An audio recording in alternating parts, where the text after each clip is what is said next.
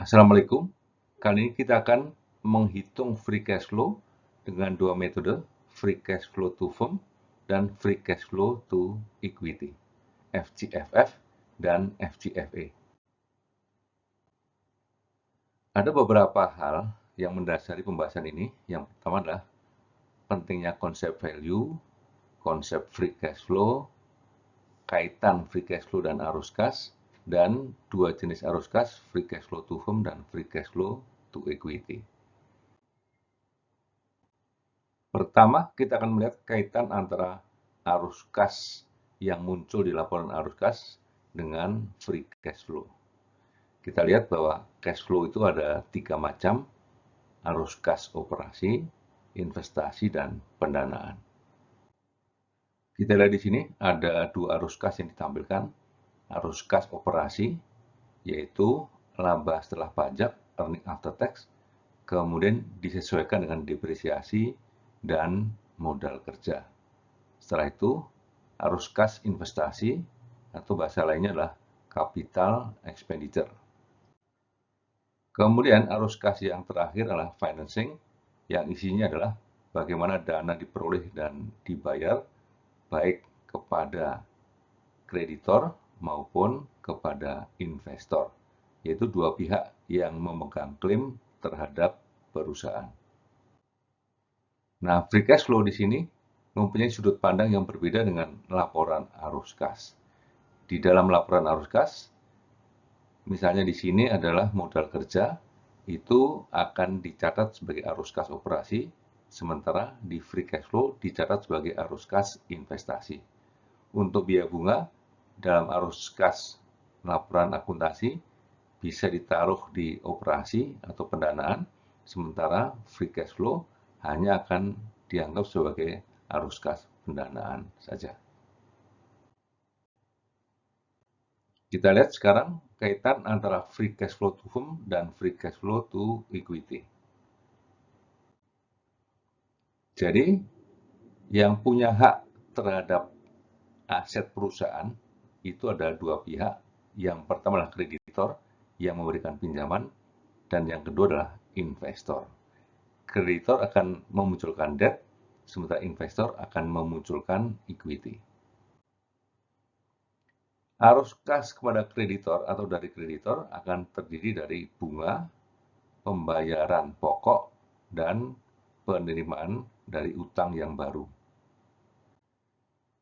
Jika arus kas kepada kreditor dipenuhi, maka yang tertinggal adalah arus kas kepada investor saja. Jadi yang sisa terakhir untuk investor setelah urusan arus kas operasi, investasi selesai, pembayaran atau penerimaan dari kreditor selesai, maka sisanya lah untuk investor yang disebut dengan free cash flow to equity. Kita akan melihat kaitan EBITDA, EBIT, free cash flow to firm, dan free cash flow to equity. Kita lihat di sini kaitan antara EBITDA dengan NOPAT atau EBIT dikalikan 1 min T atau tax. Jadi NOPAT, Net Operating Profit After Tax, membypass perhitungan bunga. Jadi NOPAT tidak mengandung unsur bunga sama sekali, karena bunga akan diletakkan di arus kas pendanaan. Sekarang kita lihat arus kas free cash flow to firm, yaitu NOPAT kemudian dikoreksi dengan depresiasi, capital expenditure atau CAPEX, dan perubahan modal kerja menjadi free cash flow to firm. Nah, di sini ada beberapa catatan. Yang pertama adalah arus kas free cash flow to firm tidak mengandung unsur bunga, dan arus kas ini disebut bebas untuk firm, yaitu dua pihak yang mempunyai klaim terhadap firm adalah kreditor dan investor. Kemudian kita akan ke free cash flow to equity. Elemen yang dibayarkan oleh perusahaan terhadap kreditor adalah interest expense, kemudian pembayaran pokok, dan ketika ada pencairan utang baru adalah new debt issue. Jadi, ketika kewajiban kepada kreditor disalurkan atau ditunaikan, maka yang tinggallah free cash flow to equity. Arus kas khusus untuk pemegang equity atau investor saja. Demikian kaitan antara EBITDA, EBIT, free cash flow to firm, dan free cash flow to equity. Sekarang kita akan lihat contoh perhitungan free cash flow to firm dan free cash flow to equity. Kita lihat ada laporan di samping kiri adalah laporan dalam format EBITDA untuk sampai dengan earning after tax, kemudian arus kas operasi, investasi, dan pendanaan. Jadi format tidak langsung ini kita pakai untuk memperlihatkan kaitan antara EBIT, EBITDA, serta arus kas terhadap perhitungan free cash flow.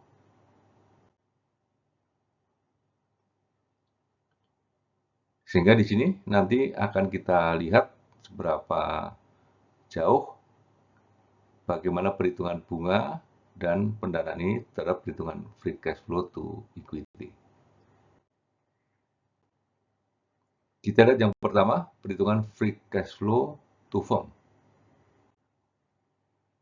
Free cash flow to firm di sini adalah EBIT dipotong pajak, ketemu NOPAT, dikoreksi depresiasi, dan CAPEX, serta perubahan modal kerja, ketemu 675.000.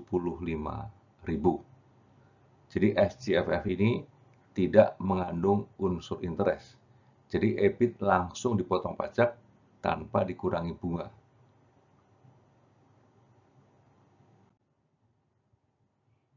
Nah, kemudian kalau kita perhatikan pada format laporan arus kas, kita bisa merekonsiliasi dengan cara arus kas operasi ditambahkan investasi dan dikeluarkan unsur interestnya tapi dikoreksi dengan pajak sehingga jumlahnya 675 dengan catatan bahwa format arus kas operasinya mengandung bunga. Baik, jadi kalau kita melihat pada laporan arus kas ini, kita bisa melihat cara menghitung dengan sedikit modifikasi. Jumlah arus kas free cash flow to firm menggunakan cara pertama atau kedua itu akan sama atau harus sama. Nah, untuk berikutnya, ketika kita akan melakukan analisis dan melakukan proyeksi, kita akan menggunakan format yang sebelah kiri, yaitu dari EBIT yang kemudian akan dihitung sampai dengan free cash flow to firm. Rekonsiliasi ini hanya untuk membuktikan saja asal data dari free cash flow to firm. Kemudian free cash flow to equity. Dari free cash flow to firm, kemudian kita koreksi dengan penerimaan pinjaman serta interest expense, sehingga muncullah FCFA ya. Nah, di sini interest expense-nya kita koreksi dengan pajak.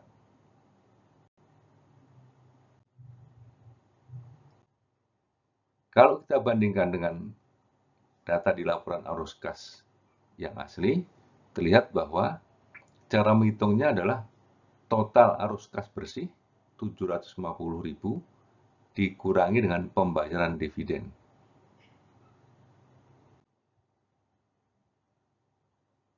Jumlah FCFA dengan format pertama maupun format kedua harus sama. Sekali lagi, cara rekonsiliasi ini hanya untuk membuktikan bahwa laporan arus kas itu serta free cash flow to equity mempunyai hubungan. Walaupun demikian, karena waktu analisis kita menggunakan format sebelah kiri, kita nanti akan selanjutnya menggunakan format yang sebelah kiri.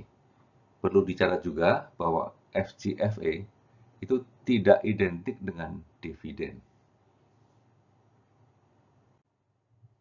Demikian kaitan antara data-data yang ada di dalam laporan arus kas dengan perhitungan free cash flow.